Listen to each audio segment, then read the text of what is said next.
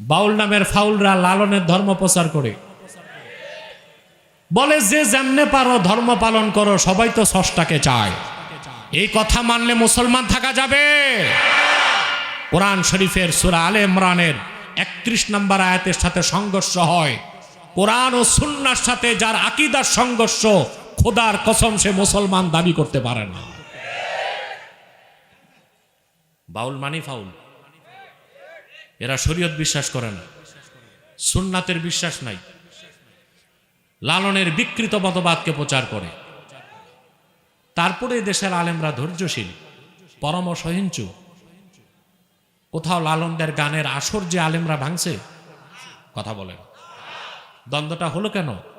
এই বাউলদের সবচেয়ে বড় শয়তান যেটা, আল্লাহর শানে বেয়াদবি করছে। কার শানে বেয়াদবি করছে? মানা যায় এটা? ওরা গান বাদ্য করবে, ওটা ওদের বিষয়, ঠিক কিনা? কিন্তু বাক স্বাধীনতার দোহাই দিয়া, freedom of speech, freedom of expression, বাক স্বাধীনতার মত প্রকাশের স্বাধীনতার ঘোষণা দিয়া আল্লাহর শানে বেয়াদবি, রাসূলুল্লাহর শানে বেয়াদবি, কোরআন বিরোধী একটা বক্তব্য বাংলাদেশে মেনে নেওয়া হবে না। ওদের পক্ষ নিছে আবার এক বুদ্ধিজীবী ফরহাদ মজার, চিনেন ওরে? কথা বলেন। ডয়েচে বেলের খালেদ মহিউদ্দিনকে সে টকশোতে যে আমাকে গালিগালাজ করে ফরহাদ। তো খালেদ মহিউদ্দিন তাকে বলছে, আব্বাসী সাহেব ডিবেটে বসলে আসবেন কিনা? কয় না। ও জানে ওর বড় ভাই শাহরিয়ার কবির নাকানি চুবানি খাইছে। শাহরিয়ার ছিল নাস্তিক বুদ্ধিজীবী, ফরহাদ হচ্ছে আস্তিক বুদ্ধিজীবী, কিন্তু মুসলিম না।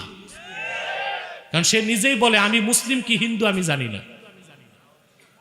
এই যার বিশ্বাস তারে মুসলিম আমি বলবো? আলেমদেরকে চ্যালেঞ্জ করে, বলে বাউল নামের ফাউলটারে বেল না দিলে সে নাকি মাঠে নামবে। ফরহাদে এই 88 বছর বয়সে ও নাকি মাঠে নামবে। আমি বলছি, ফরহাদ সাবধান হয়ে যাও, আল্লাহর শানে বেয়াদবি করছে, তারই যদি বাঁচাইতে তুমি মাঠে নামো, আমরাও নামবো, কোদাল দিয়া দাড়িগুলো চাইসা বাংলাদেশ থেকে বের করে দেব ইনশাআল্লাহ। কিছু বললেই বলে এটা তো বাক স্বাধীনতা। আমরা বাক স্বাধীনতাকে স্বীকৃতি দেই, বাক স্বেচ্ছাচারিতাকে স্বীকৃতি দেই না। যা খুশি তা বলা যায়? যা খুশি তা বলা যদি বাক স্বাধীনতা হয়, আমি বলবো এটা পাগলামি। যা খুশি তা পাগলে বলে। আর মত প্রকাশের স্বাধীনতাও অর্থ হচ্ছে যা খুশি তা করব, এটা পশুর কাজ, মানুষের কাজ না। আচ্ছা ভাই, ফ্রিডম অফ স্পিচ, বাক স্বাধীনতার দোহাই দিয়ে আপনি যদি আপনার শ্বশুরকে বলেন, দুলাভাই কেমন আছেন, সে তার মেয়ে রাখবে আপনার কাছে? বলবে জামাই পাগল। আপনি যদি বলেন, sir this is my freedom of speech, এটা আমার বাক স্বাধীনতা, চলবে? এটা কি বাক স্বাধীনতা না বাক স্বেচ্ছাচারিতা? তারপর যা খুশি তা করা হচ্ছে ফ্রিডম অফ এক্সপ্রেশন, অর্থাৎ আমার মন যা চায় তা বলবো, মন যা চায় তা করব। এটাও মানুষের কাজ না, এটাও পশুর কাজ। কথা বলে না। মনে করেন আপনি মিটিং করতেছেন, মনে করেন এনসিপি মিটিং করতেছে, এনসিপি, বুঝলেন? ওরা আবার বাক স্বাধীনতার পক্ষে, বাউলদের পক্ষ নিচ্ছে এনসিপি। এখন এনসিপির নেতারা মিটিং করতেছে, আর একজন স্টেজের উপর উঠে পেশাব করতেছে। কি করো? এটা আমার মন চাইছে করতেছে। মানা যাবে? অতএব এই বাক স্বাধীনতার নামে বাক স্বেচ্ছাচারিতাকে আমরা স্বীকৃতি দেই না। মত প্রকাশের স্বাধীনতার নামে উদ্ভট পাগলামি, অশৃঙ্খল এবং সহিংস কাজকে আমরা প্রশ্রয় দিতে পারি না। তাহলে চেক অ্যান্ড ব্যালেন্স আইন কেন? কথা বলেন। চোর চুরি করবে, পুলিশ ধরলে বলবে আমার মন চাইছে, কথা বলেন। ডাকাত ডাকাতি করবে, পুলিশ আসছে, আপনি কে? স্বাধীন দেশের স্বাধীন নাগরিক, মন চাইছে ডাকাতি করছি। তাহলে আর সমাজ রাষ্ট্র থাকে?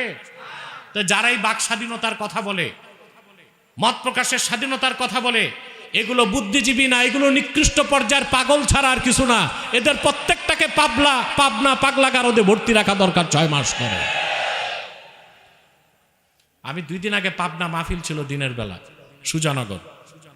তো জনগণকে জিজ্ঞেস করছি পাগলাগারদটা কোন দিক। তো ওরা চিন্তায় পড়ে গেছে, হুজুর পাগলাগারদ খোঁজে কেন? আমার কথা, দেশে যে কিছু আজে বাজে মানুষ আছে, বুদ্ধিজীবী আছে, যা খুশি তা বলে, এদেরকে অন্তত 6 মাস করে পাগলাগারদে ভর্তি করা দরকার। তাহলে ভাইরা, যে কথা বলছিলাম, রাসূলুল্লাহর তরিকার বাইরে যে আল্লাহকে পাওয়ার কোনো সুযোগ, কোনো ব্যবস্থা, আল্লাহর ভালোবাসা পাওয়ার সুযোগ, আমরা প্রত্যেকে আল্লাহকে ভালোবাসি। প্রিয় বন্ধুগণ, আজকে আমি আপনাদের সামনে তেলাওয়াত করেছি সূরা আলে ইমরান থেকে 2টো আয়াত, 31 এবং 32। বলুন তো কোন সূরা? সমস্বরে আয়াত নাম্বার 31 এবং 32। আসুন তিলাওয়াতের মাধ্যমে আলোচনায় প্রবেশ করি। আউযু বিল্লাহি মিনাশ শাইতানির রাজীম।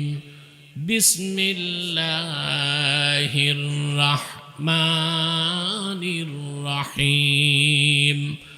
قل إن كنتم تحبون الله فاتبعوني يحببكم الله ويغفر لكم ذنوبكم والله غفور رحيم قل أطيعوا الله والرسول فإن تولوا فإن الله لا يحب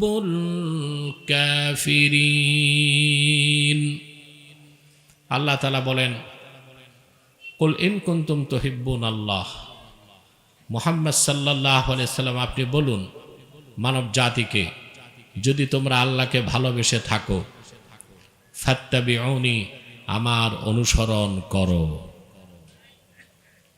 তার মানে রাসূলুল্লাহর অনুসরণের বাইরে অন্য কোনো তন্ত্র মন্ত্র ধর্ম মতবাদ মেনে আল্লাহকে পাওয়ার সুযোগ নাই। আল্লাহকে পেতে হলে, আল্লাহর কাছে পৌঁছতে হলে, আল্লাহর ভালোবাসা পেতে হলে, নাজাত মুক্তি কল্যাণের জন্যে একমাত্র স্বীকৃত পথ হচ্ছে রাসূলুল্লাহর অনুসরণ। বলেন সুবহানাল্লাহ। এই কথা কার? তাহলে কি হবে? রাসূলুল্লাহর অনুসরণ করলে কি হবে? ইউহিব্বুকুমুল্লাহু ওয়া ইয়াগফির লাকুম যুনুবাকুম ওয়াল্লাহু গফুরুর রহিম। স্বয়ং আল্লাহ তোমাদের ভালোবাসবেন আর তোমাদের জিন্দেগীর গুনাহগুলো মাফ করে দিবেন। আল্লাহ হচ্ছেন ক্ষমাশীল এবং অতীব দয়ালু। এটা হচ্ছে 31 নম্বর আয়াত। বাংলাদেশ উলামায়ে কেরাম এই আয়াত থেকে ব্যাখ্যা করে, কিন্তু ঠিক এর পরের আয়াতটা আর আলোচনা করে না, কারণ এর পরের আয়াতে আছে আল্লাহর পক্ষ থেকে কঠোর বার্তা। কুল আতিউল্লাহা ওয়ার রাসূল ফাইন তাওয়াল্লাউ ফাইন্নাল্লাহা লা ইউহিব্বুল কাফিরিন। রাসূলুল্লাহর অনুসরণটা ঐচ্ছিক না আবশ্যিক? জোরে বলেন না, ঐচ্ছিক? আবশ্যিক। আল্লাহ পরের আয়াতে বলে দিয়েছেন, মুহাম্মদ সাল্লাল্লাহু আলাইহি সাল্লাম আপনি আরো ঘোষণা করুন, তোমরা আল্লাহর আনুগত্য করো, তার রাসূলের আনুগত্য করো। যদি এই আনুগত্য থেকে তারা মুখ ফিরিয়ে নেয়, আল্লাহ বলছেন তারা কাফের, আর কাফেরদেরকে আল্লাহ কখনো ভালোবাসেন না। এই মেসেজটা খুব কঠোর না? কথা বলেন। ইমামে কুরতুবী রাহমাতুল্লাহি আলাইহি তাফসীর কুরতুবীতে আয়াতের ব্যাখ্যায় লিখেন, রাসূলুল্লাহ সাল্লাল্লাহু আলাইহি ওয়াসাল্লামের নূরের জামানায় মক্কায় যত কাফের কুরাইশ ছিল, যত ইহুদি ছিল, যত খ্রিস্টান ছিল, সবাই আল্লাহর ভালোবাসার দাবি করত। কি করত? আপনারা শুনলে অবাক হবেন।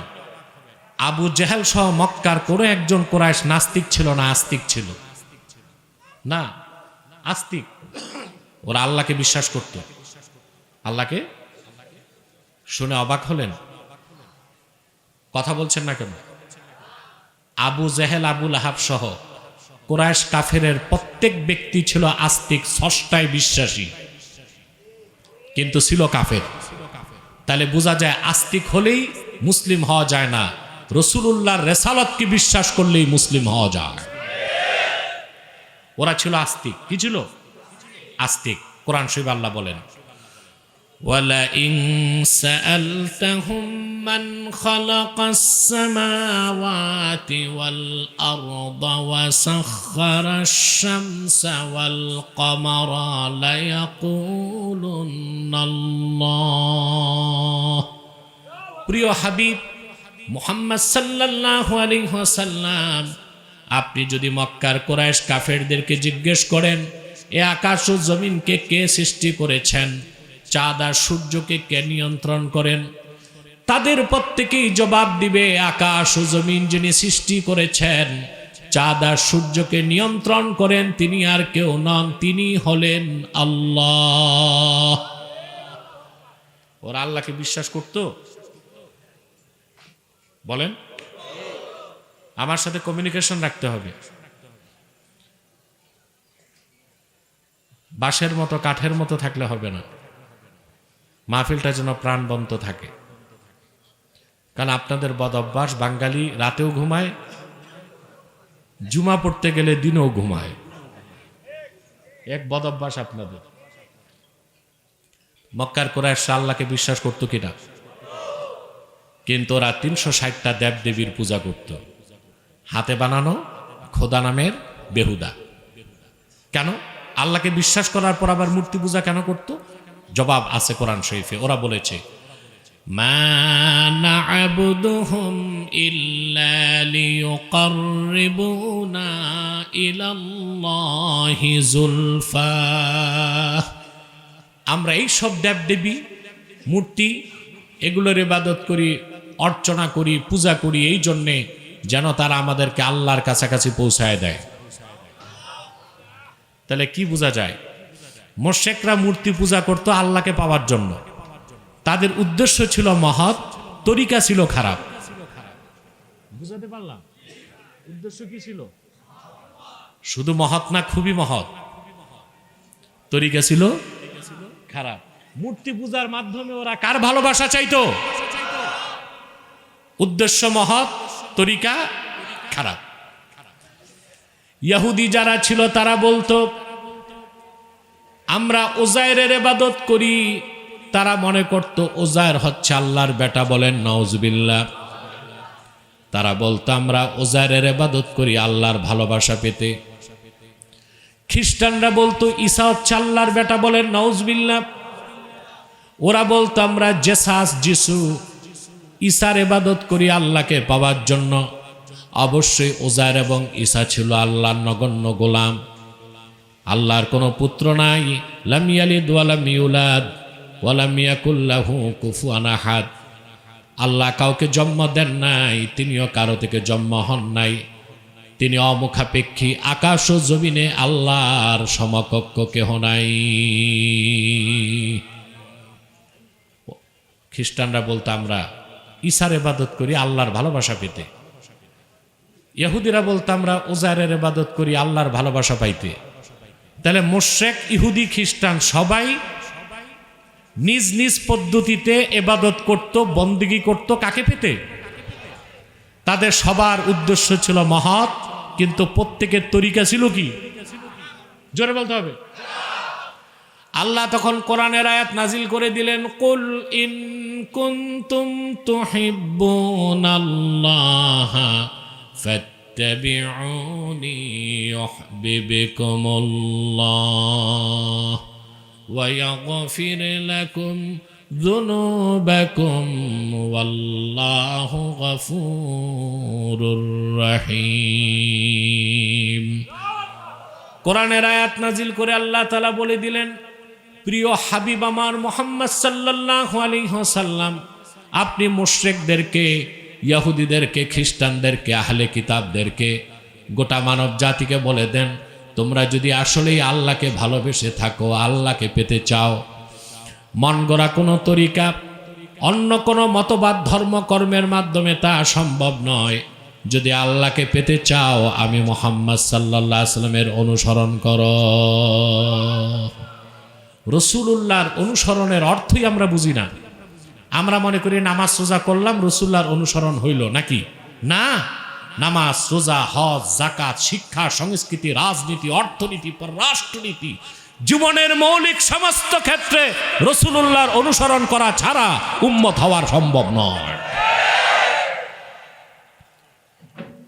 প্রিয় বন্ধুগণ, রাসূলুল্লাহ সাল্লাল্লাহু আলাইহি ওয়াসাল্লামের অনুসরণের অর্থ কি এটা বুঝতে হবে। এটার অর্থ করার আগে বাকি কথাগুলো আগের কথা বলে নিচ্ছি। আমরা সবাই আল্লাহকে ভালোবাসতে চাই, আল্লাহকে ভালোবাসি বলেই তো বসে আছি। মিয়া সাহেব, পিছে আওয়াজ বন্ধ করেন না, বারান্দায় এত হইচই করলে কি কথা বলা যায় নাকি?